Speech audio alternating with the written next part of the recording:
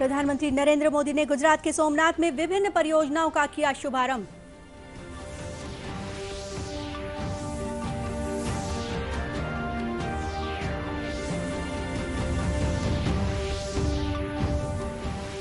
नारायणपुर जिले में माओवादियों के साथ हुई मुठभेड़ में सुरक्षा बल के 2 जवान शहीद।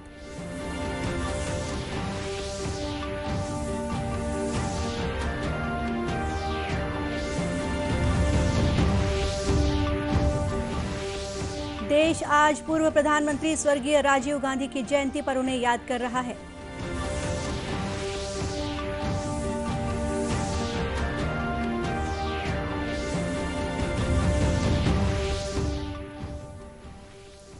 और मुहर्रम आज छत्तीसगढ़ सहित देश भर में शांति और सद्भावना के साथ मनाया जा रहा है।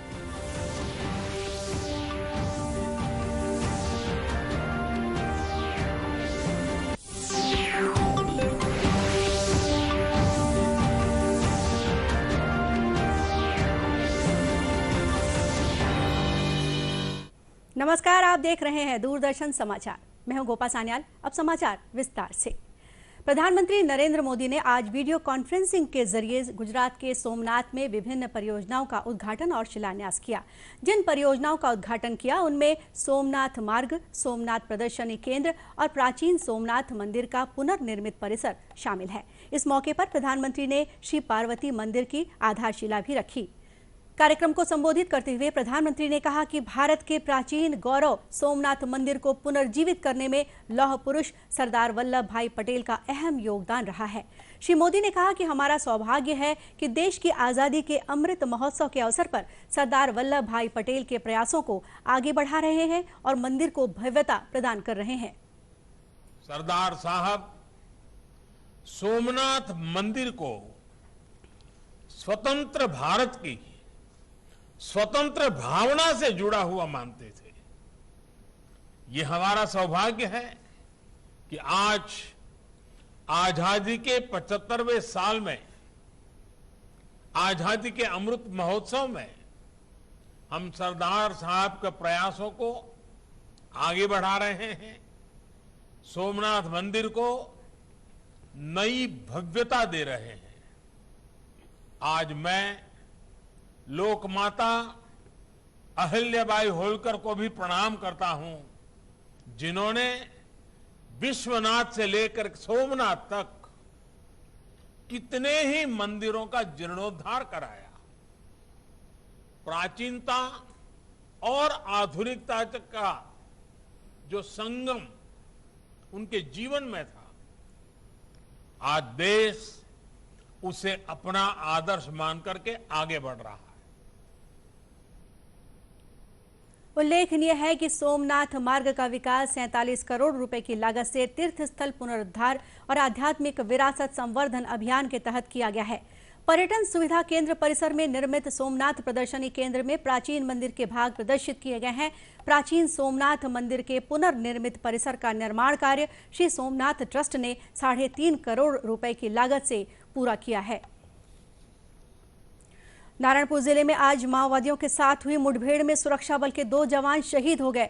बस्तर आईजी सुंदरराज पी ने घटना की पुष्टि करते हुए बताया कि नारायणपुर और बारसूर मार्ग में आईटीबीपी 45वीं बटालियन की ई कंपनी के जवान रोड ओपनिंग के लिए निकले हुए थे। इसी दौरान करिया मेटा कैंप से कुछ ही दूरी पर घात लगाए बैठे माओवादियों ने एम्बुश लगाकर जवानों पर फायरिंग शुरू कर दी। सुरक्षा बल के जवानों ने भी माओवादियों पर जवाबी कार्रवाई की। इस मुठभेड़ में आईटीबीपी के असिस्टेंट कमांडेंट सुधाकर शिंदे और सहायक उप निरीक्षक गुरमुख सिंह शहीद हो गए।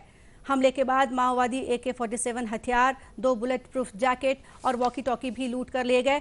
मुठभेड़ के बाद सुरक्षा बलों ने आसपास के इलाके में सर्चिंग अभियान तेज कर दिया है।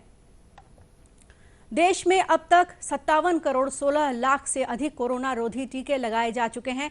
इनमें 44 करोड़ 39 लाख से अधिक पहली और 12 करोड़ से अधिक दूसरी डोज शामिल है। केंद्र सरकार ने राज्यों और केंद्र शासित प्रदेशों को अब तक 58 करोड़ 31 लाख से अधिक कोविड टीके उपलब्ध कराए हैं। 81 लाख 10 हजार से अधिक और टीके जल्द ही उन्हें दिए जाएंगे। इधर छत्तीसगढ़ में भी कोरोना रोधी टीकाकरण अभियान जोर शोर से जारी है। प्रदेश में अब तक 1,37,92,000 से अधिक टीके लगाए जा चुके हैं। इनमें 1,15,000 से अधिक पहली और 29,76,000 से अधिक दूसरी डोज दी गई है। प्रदेश में 45 वर्ष से अधिक के 91% लोगों को कोरोना से बचाव का पहला टीका लगाया जा चुका है। इसी प्रकार प्रदेश में कोरोना संक्रमण की स्थिति में भी लगातार सुधार आ रहा है। वर्तमान में पॉजिटिविटी दर 0.18% है। वहीं सक्रिय मरीजों की संख्या 1,000 से नीचे पहुंच गई है। कल प्रदेश भर में कोरोना के 61 नए मरीज मिले हैं। छत्तीसगढ़ में भी देश के पूर्व प्रधानमंत्री स्वर्गीय राजीव गांधी की जयंती को आज सद्भावना दिवस के रूप में मनाया जा रहा है। इस अवसर पर मुख्यमंत्री भूपेश बघेल ने अपने निवास कार्यालय में स्वर्गीय राजीव गांधी के तैल चित्र पर माल्यार्पण किया। कार्यक्रम में मुख्यमंत्री भूपेश बघेल और विधानसभा अध्यक्ष डॉक्टर चरणदास महंत सहित मंत्रिमंडल के सदस्यों ने सद्भावना दिवस की शपथ ली। मुख्यमंत्री ने राष्ट्र के नवनिर्माण में स्वर्गीय राजीव गांधी के अमूल्य योगदान को याद करते हुए कहा कि समावेशी विकास के दूरदर्शितापूर्ण सोच के साथ त्रिस्तरीय पंचायती राज व्यवस्था, संचार क्रांति और युवाओं को मतदान का अधिकार जैसे निर्णयों से उन्होंने 21वीं सदी के भारत की नींव रखी। कार्यक्रम में मुख्यमंत्री ने प्रदेश के धान और गन्ना उत्पादक करीब 21 लाख किसानों को राजीव गांधी किसान न्याय योजना के तहत 1,522 करोड़ रुपए की इनपुट सब्सिडी का भुगतान सीधे उनके बैंक खातों में किया। मुख्यमंत्री ने इस अवसर पर गोधन न्याय योजना के अंतर्गत पशुपालकों से क्रय किए गए गोबर तथा गौठान समितियों और महिला समूहों को 9 करोड़ रुपए की राशि का ऑनलाइन अंतरण भी किया। कार्यक्रम में मुख्यमंत्री ने राजीव आश्रय योजना के हितग्राहियों को पट्टे भी वितरित किए। छत्तीसगढ़ विधानसभा में श्री स्वर्गीय राजीव गांधी की जयंती को सद्भावना दिवस के रूप में मनाया गया। इस अवसर पर विधानसभा अध्यक्ष डॉक्टर चरणदास महंत ने विधानसभा परिसर के सेंट्रल हॉल में स्थित स्वर्गीय राजीव गांधी के तैल चित्र पर श्रद्धा सुमन अर्पित किए। इस मौके पर डॉक्टर महंत ने कहा कि स्वर्गीय राजीव गांधी भारत में सूचना क्रांति के जनक माने जाते हैं। उन्होंने लोकतांत्रिक प्रक्रिया में भागीदारी सुनिश्चित करने के लिए युवाओं को 18 वर्ष में मतदान का अधिकार दिलाया। जयंती पर छत्तीसगढ़ विधानसभा की ओर से हम लोग उन्हें श्रद्धा सुमन अर्पित करने आए हैं, श्रद्धांजलि अर्पित करने आए हैं। भारत के नौजवानों को नया रास्ता दिखाने में, भारत के नौजवानों के लिए भारत देश बनाने में उनका जो योगदान है वो कभी भुलाया नहीं जा सकता।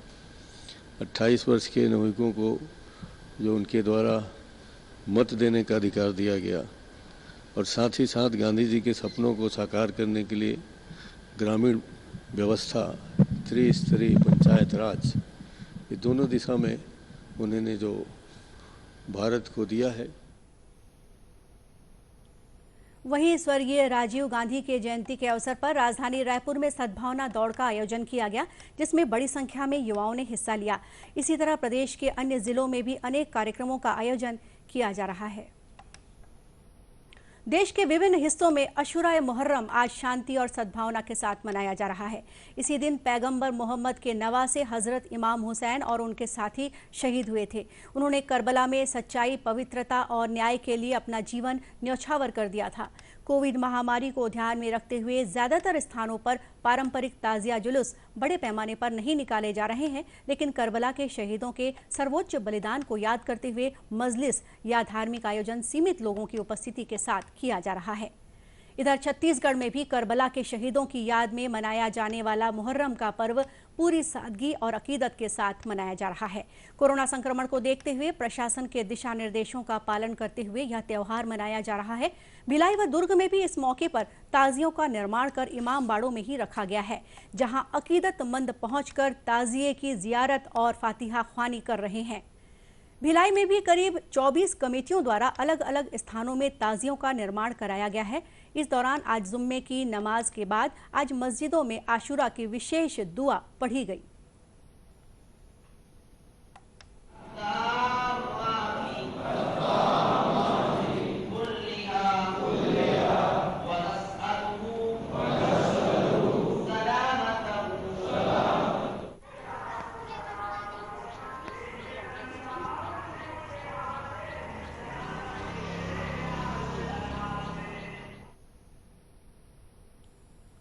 भिलाई के सेक्टर 6 स्थित जामा मस्जिद के इमाम हाफिज मोहम्मद इकबाल अंजुम ने नमाजियों को यह दुआ पढ़ाई। केंद्र सरकार किसानों की आय दोगुनी करने के लिए हर संभव प्रयास में जुटी हुई है और आधुनिक तकनीकी उपकरण किसानों को मुहैया करा रही है। वहीं कृषि वैज्ञानिक इन उपकरणों का प्रदर्शन कर किसानों को उन्नत खेती करने के गुर बता रहे हैं। इसी कड़ी में राजनांदगांव जिले के कृषि विज्ञान केंद्र सुरगी में एग्री ड्रोन तकनीक का प्रदर्शन कर धान फसल में नैनो यूरिया खाद का छिड़काव किया गया। इस पद्धति से किसान कम लागत में अधिक पैदावार ले सकते हैं। इंदिरा कृषि विश्वविद्यालय रायपुर के कृषि वैज्ञानिक और कृषि विज्ञान केंद्र सुरगी के प्रमुख डॉक्टर BS राजपूत ने बताया कि इस तकनीक के माध्यम से किसान कम पानी के साथ साथ कम लागत में अच्छी फसल की पैदावार ले सकेंगे। ड्रोन के द्वारा जो है फसलों में छिड़काव कैसे किया जा सकता है, इसके बारे में जानकारी देने जा रहा हूँ। क्योंकि आज जो है खेती में जो है लागत बढ़ रही है, उस लागत को कैसे कम किया जाता है, इसके लिए कृषि विज्ञान केंद्र राजनांदगांव सतत प्रयासरत है और इसके लिए नई नई जो है चीज़ें जो है ऐसे कृषि उपकरण है या जो है इस प्रकार की मशीनरी है, उसका उपयोग ज़्यादा से ज़्यादा किसानों के बीच में ले जा रहे हैं। क्योंकि एग्री जो ड्रोन है जो है इसके द्वारा जो है खेती की लागत को कम किया जा सकता है, कम लागत में कम समय में और जो है ज़्यादा एरिया का जो है कवर किया जा सकता है और मौसम विपरीत होने पे भी इससे छिड़काव किया जा सकता है। और इसमें एक दिन में जो है ये करीब जो है हज़ारों हेक्टेयर एरिया जो है कवर कर सकता है।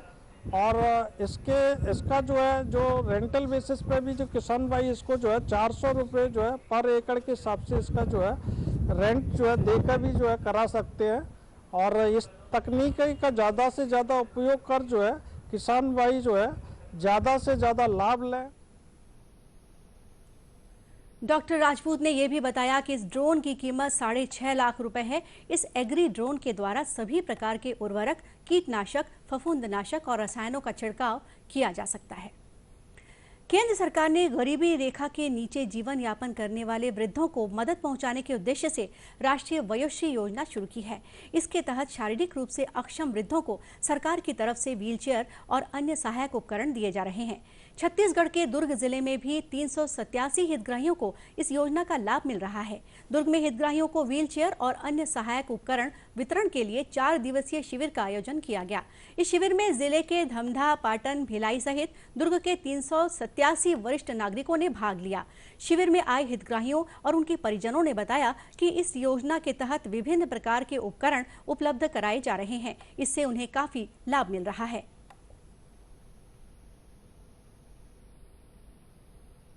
मुझे जब इस योजना का पता चला तो अपने पिताजी को मैं लेकर के आया यहाँ पे और उनके साथ कई एक समस्याएं थी। उम्र के साथ कानों की उनको बहुत तकलीफ थी, आंखों में दिक्कत थी, चलने फिरने में उनके घुटने जवाब दे रहे हैं, तो वो एक समस्या थी। यहाँ पे आने के बाद इन सारी चीज़ों का निदान जो है एक एक करके इस योजना के तहत मिला है। इसमें कान की मशीन मिली है, आंखों के लिए चश्मा मिला है और छड़ एक जो रहती है छड़ी वो दी गई है। तो निश्चित रूप से बहुत अच्छा एक ये फायदा हो रहा है, योजना है ये। इनके दांत पूरे गिर गए थे, चलने में भी तकलीफ थी, कानों से सुनाई नहीं देता था और आंखों से भी कम दिखाई देता था। लेकिन अभी केंद्र सरकार से ये सारी सुविधाएं कान, नाक और गले का जो ये दांतों का सेट दिया है, उससे काफ़ी बदलाव आएगा और आने वाला है। समाज कल्याण विभाग के उप संचालक DP ठाकुर ने बताया कि केंद्र सरकार की राष्ट्रीय वयोश्री योजना उन गरीब वरिष्ठ नागरिकों के लिए है जो शारीरिक रूप से अक्षम है और उन्हें सहायक उपकरणों की जरूरत है। सहायक उपकरण उन्हें निःशुल्क प्रदान किए जा रहे हैं। जोड़ने के उद्देश्य से एक शासन द्वारा वयोश्री योजना संचालित किया जा रहे हैं। वयोश्री अंतर्गत शासन को द्वारा विभिन्न जो सहायक उपकरण उपलब्ध कराते हैं निःशुल्क गरीब तबके के लोगों को, जिसमें आँख के लिए चश्मा, कान के लिए श्रवण यंत्र, दांत के लिए नकली दांत भी बनाया जाता है एवं wheel chair, walking stick, walker सभी जो निर्धन व्यक्तियों को निःशुल्क उपलब्ध कराया जाता है। इन्हीं योजनाओं को आगे बढ़ाने के उद्देश्य से एवं प्रचार प्रसार के माध्यम के लिए विभिन्न जिले अंतर्गत 4 स्थानों पर शिविर का आयोजन किया गया था। इस योजना का लाभ 60 वर्ष से अधिक उम्र के लोग ही ले सकते हैं। इसके लिए पंजीकरण कराने वालों को जन्म तारीख से संबंधित कागजात दिखाने होंगे। और इसी के साथ ये समाचार बुलेटिन यहीं समाप्त हुआ। नमस्कार।